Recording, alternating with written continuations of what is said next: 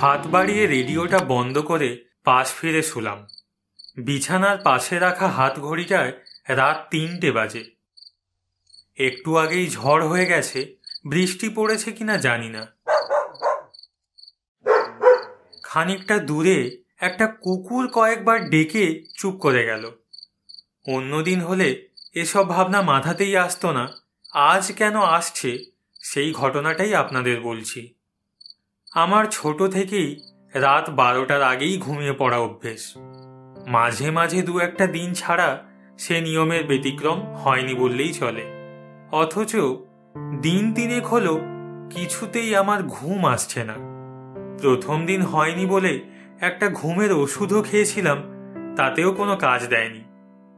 আজ ওষুধের মাত্রাটা একটু বেশিই হয়েছে।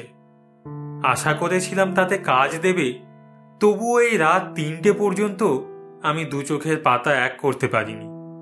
বিছানা ছেড়ে উঠে পড়লাম। আমার শরীর খারাপ নেই একেবারেই। এ কদিনে সেরকম পরিশ্রমও করিনি, শুধু রাত এলেই এই সমস্যা, ঘুম আসছে না। আশ্চর্যের ব্যাপার হলো তাতে আমার সেরকম অসুবিধেও হচ্ছে না। রাতে ঘুম না হলে যেরকম চোখ লাল বা মাথা ব্যথা হওয়ার কথা, তার বিন্দুমাত্র লক্ষণ নেই। এই কদিনে কিরকম যেন পরিবর্তন হয়েছে আমার। একা থাকার জন্য কিনা জানি না, চারপাশ সম্পর্কে আমার ইন্দ্রিয়গুলো বেশি সজাগ হয়ে পড়েছে। অবশ্য আগে যে আমি একা থাকিনি তা নয়। আগের বছর বসন্ত উৎসবের সময় সুপর্ণা শান্তিনিকেতনে চলে যাওয়ার সময় আমি একাই ছিলাম, তখন দিব্যি কেটেছে। দিনে অফিস, রাতে বাড়িতে ফিরে খাওয়া দাওয়া করে লম্বা ঘুম। দিনগুলো যে কোথা দিয়ে কেটে যেত বোঝাই যেত না। এবার কিন্তু তেমন হচ্ছে না। দিন কতক হলো আমার চিকেন পক্স হয়েছে। এখনো পুরোদমে শুরু হয়নি, তবে বুকে পিঠে মিলিয়ে প্রায় গোটা 30 ফোঁড়া ইতিমধ্যেই গজিয়েছে। সুপর্ণার এর আগে পক্স হয়নি, তাই রোগটা আমার শরীরে ঢুকেছে বুঝেই তাকে একরকম জোর করেই বাপের বাড়ি পাঠিয়ে দিয়েছি। প্রথমটায় গাঁইগুই করলেও পরে গায়ে ফোড়া বেরোনোর ভয় কিনা জানি না সে যেতে রাজি হয়েছে। তারপর থেকে আমি একা, আর তার সঙ্গে এই অনিদ্রা। এ তো আচ্ছা জ্বালাতনে পড়া গেল। চিরকাল আমি একটু ঘুম কাতুরে। 3 দিন না ঘুমিয়ে কি করে যে সুস্থ আছি সেটাই আশ্চর্যের। ঘুম যখন হবে না তখন ঘরের আলোটা জ্বালানো যাক। আমাদের ছোটখাটো আসবাবপত্র সেরকম কিছুই নেই। 2টো মানুষের দিন চলে যাওয়ার মতো যতটা দরকার তার থেকে বেশি কিছু নেই।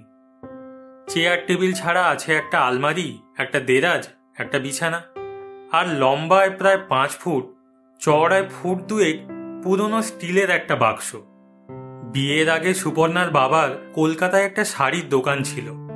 একমাত্র মেয়ের বিয়ে হয়ে যাওয়ার পর সে দোকানটা বেচে তিনি বিধবা বোনের কাছে চলে যান। সেই দোকানের অবশিষ্ট শাড়ি আর গয়নাগাটি তিনি জমা রেখে যান সুপর্ণার কাছে। সেগুলো জমা না দান তা আমি বলতে পারি না।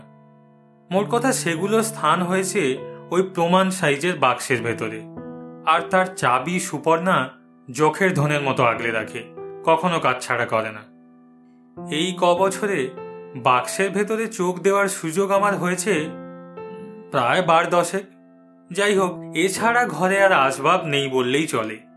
কলসি থেকে জল গড়িয়ে নিয়ে একটু গলায় ঢাললাম।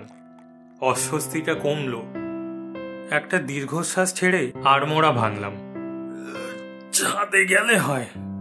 ঘরের ভেতরটা কেমন যেন গুমোট হয়ে আছে। জানালাগুলো খুলে দেওয়া যায়, কিন্তু খোলা জানলার দিকে বারবার চোখ চলে যায়।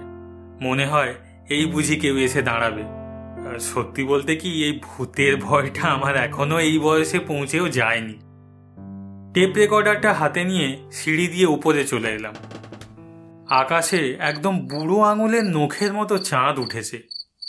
হালকা মায়াবী আলোয় ঢেকে গেছে চারপাশটা। ফিনফিনে ঠান্ডা একটা হাওয়া দিচ্ছে। শীতের হাওয়ায় গাছে গাছে ঘষা লেগে সরসর করে একটা আওয়াজ হচ্ছে। মনটা বেশ ফুরফুরে হয়ে গেল। টেপ রেকর্ডারটা পাঁচিলের উপর রেখে আস্তে করে চালিয়ে দিলাম। মনে হলো ঘুম না এসে ভালোই হয়েছে। এমন একটা মায়াবী রাত ঘুমিয়ে কাটানো অর্থহীন। গান শোনার একটা বাতিক থাকলেও আমার নিজের গানের গলাটা একেবারেই আশাপ্রদ নয়। কারোর সামনে গাইবার সাহস হয় না। এখানে অবশ্য কেউ নেই। চারপাশের বাড়িগুলো গায়ে অন্ধকার জড়িয়ে ঘুমাচ্ছে। হঠাৎ মনে হলো একটা কাজ করলে কেমন হয়। টেপ রেকর্ডার যখন সঙ্গে এনেইছি, তখন কবিতা রেকর্ড করলে কেমন হয়। তার তো আর বেসুরো হওয়ার জো নেই। খাসা আইডিয়া। একটা ব্ল্যাঙ্ক ক্যাসেট ঢুকিয়ে রেকর্ডিংয়ের বোতামটা টিপে দিলাম। আমার কবিতা শেষ হওয়ার সঙ্গে সঙ্গেই বাড়ির ঠিক নিচ থেকে একটা কুকুর ডেকে উঠল। সেটাও বোধহয় রেকর্ড হয়ে গেল। যাই হোক, ক্যাসেটটা রিওয়াইন্ড করে চালিয়ে দিলাম। আমার দুর্ভাগ্য, টেপ থেকে কবিতা দূরে থাক, শোঁ শোঁ আওয়াজ ছাড়া আর কিছুই বেরোলো না। বিরক্ত হয়ে বন্ধ করে দিলাম। কালই সার্ভিস সেন্টারে যেতে হবে। নামি কোম্পানির জিনিস হলেও বেশি দিন চলে না। মনটা খিচড়ে গেল। আবার নিচে নেমে যাব কিনা ভাবছি, এমন সময় মনে হলো পাশের বাড়ির ছাদ থেকে দুমদুম করে কেমন যেন আওয়াজ আসছে। কেউ যেন খালি ছাদের উপর লোহার হাতুড়ি পিটছে। আওয়াজটা সন্দেহজনক। কয়েকদিন হলো এ পাড়ায় চোরের উপদ্রব শুরু হয়েছে। জানলা দিয়ে হাতের সামনে কিছু পেলেই তুলে নিচ্ছে। আওয়াজটা পাশের বাড়ির ছাদ থেকে আসছে তাতে সন্দেহ নেই, কিন্তু পুরো ছাদটাই তো আমি হালকা চাঁদের আলোতে দেখতে পাচ্ছি। কই, কেউ তো কোথাও নেই। অন্তত এমন বিকট আওয়াজ করার মতো তো কেউ নেই। মনে হলো একবার গিয়েই দেখা যাক। আমাদের ছাদ থেকে পাশের বাড়ির ছাদটা বেশি দূরে নয়। একটা বড় লাফ দিয়ে সেটাকে অনায়াসে অতিক্রম করা যায়। অতএব পাশের বাড়ির ছাদে লাফ দেওয়ারই সিদ্ধান্ত নিলাম। ব্যাপারটা বোধহয় ঠিক হচ্ছে না। রাত বিরেতে নানান রকম শব্দ হতেই পারে। তাছাড়া নিজের বাড়ির ছাদ হলেও কথা ছিল আমাকেই আবার কেউ চোর না ভেবে বসে। ভেবে দেখলাম নিচে গিয়েও আমার কিছু লাভ হবে না, ঘুম তো আসবে না। তার থেকে অ্যাডভেঞ্চারই ভালো।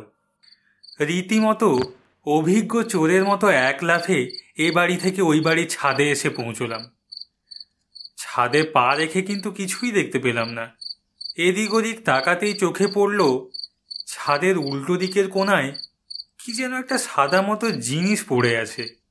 আমি সেদিকে এগিয়ে যেতেই হঠাৎ সেটা ফুঁস করে উঠল। একটা মোটা বেড়াল আরাম করে ছাদে শুয়ে ঘুমোচ্ছিল। আমাকে দেখে খুব একটা খুশি হয়েছে বলে তো মনে হয় না। কিন্তু সেই দুমদুম আওয়াজটা আসছিল কোথা থেকে? এখনই বা আসছে না কেন? ছাদের লাগোয়া একটা ঘর আছে। দোতলা থেকে উঠেই সিঁড়ির ডান দিকে পড়ে। যতদূর জানি সেখানে কেউ থাকে না। আগে একটা বুড়ো ভাড়াটে থাকতো। গত মাসে তিনি রক্ত বমি করে মারা যাবার পর থেকে ঘরটা ফাঁকাই পড়ে আছে। ওখান থেকেই কি আসছিল আওয়াজটা? ঘরের জানালা খোলা ছিল, সেদিকে এগিয়ে গেলাম। ভেতরটা কুপকুপে অন্ধকার, প্রায় কিছুই দেখা যায় না। জানালার কাছে মুখটা নিয়ে এলাম। ভালো করে কান পেতে শুনতে পেলাম ভেতর থেকে একটা অদ্ভুত আওয়াজ আসছে। যেন দাঁত দিয়ে কোনো শক্ত খাবার চেবানোর মতো আওয়াজ মনে হলো। তবে এত জোরে শব্দ করে কোনো মানুষ খায় বলে তো আমার জানা ছিল না। শব্দটা বোঝার উপায় নেই, কিন্তু এত জোরে শব্দ হচ্ছে অথচ বাড়ির কারোর ঘুম ভাঙার নাম নেই। কি ঘুম রে বাবা! জানলার কাছ থেকে সরে এলাম। কটা বাজে জানি না, 3:30 তো নিশ্চয়ই বেজেছে। ভাবলাম এবার ঘরে ফিরে যাই। আর ব্যাপারটা মাথায় আসতেই আমার হাসি পেল। এই গভীর রাতে আমি নিজের ঘর ছেড়ে অন্যের ছাদে লাফিয়ে জানালার ভেতরে উঁকি দিচ্ছি দেখতে পেলে নিশ্চয়ই চোর ভাববে। নিজের পাগলামিতে নিজেই অবাক হয়ে যাচ্ছি। কদিন থেকে মনে হচ্ছে আমার নার্ভগুলো হঠাৎ যেন একটু বেশি সজাগ হয়ে পড়েছে। সেজন্যই বোধহয় রাতে ঘুম হয় না। এর একটা কিছু ব্যবস্থা করতে হবে কালই। আমার যে চিকেন পক্স হয়েছে সেটা এখনো বাইরে থেকে দেখে বোঝার উপায় নেই, তবুও রাস্তায় বেরোতে আমার ইচ্ছে করে না। ফোন করে বাড়িতে ডেকে নেওয়াই ভালো। এরকম না ঘুমিয়ে অন্যের বাড়িতে উঁকি দিয়ে আর কতদিন চলবে? দেখতে দেখতে একেবারে চোরই না হয়ে যাই। জানলা ছেড়ে সবে পাঁচিলের দিকে সরে যাচ্ছে এমন সময় ভেতর থেকে ঘুম জড়ানো গলায় কে যেন চেঁচিয়ে উঠল। কে? কে ওখানে? এই সেরেছে, ঘরে বোধহয় লোক ছিল। আমার হাত লেগে জানালায় যেই একটু শব্দ হয়েছে আর তাতেই জেগে উঠেছে লোকটা। গলা শুনে অবশ্য চেনা কেউ বলে মনে হয় না। এই রে, এখন কি করা যায়? ধরতে পারলে তো নিশ্চয়ই চোর ভাববে, দৌড়ে পালানোরও উপায় নেই। অতএব লোকটা দরজা খুলে বেরিয়ে এলে ছাদেই কোথাও নিজেকে আড়াল করা ছাড়া আর উপায় তো দেখছি না। কোথায় লুকোই? সেরকম কোনো জায়গাও তো নেই। হঠাৎ করে মনে পড়ল ছাদের ঘরটার পেছনের দিকে একটা ছোট খুপড়ি আছে, দেখেছিলাম। একটা মানুষ ঢুকে দাঁড়ানোর মতো জায়গা। দিনের বেলা হলে সেখানে লুকানোর কথা ভাবতেও পারতাম না, কিন্তু রাতের অন্ধকার এখনো কাটেনি এবং চাঁদটাও আকাশের এদিকে নেই। তাই খুপড়িটার ভেতরের দিকে ঢুকে দাঁড়ালে লোকটা খেয়াল না করার একটা আশা আছে। দরজায় শব্দ শুনেই বুঝেছি লোকটা ছিটকিনি খুলছে। ব্যাপারটা নিজের পছন্দ না হলেও আর কোনো উপায় নেই দেখে তাই করলাম। বুকের ভেতরটা কেমন যেন ঠান্ডা হয়ে গেছে। লোকটা আমাকে দেখতে পেলে কেলেঙ্কারি হবে। শুধু আজকের নয়, এ পাড়ায় ইদানিং যত চুরি হয়েছে তার সব দায় আমার ঘাড়ে এসে পড়বে। নাকে একটা বিশ্রী গন্ধ এলো, খুব ক্ষীণ, কিন্তু যেন কেমন চেনা চেনা লাগলো গন্ধটা।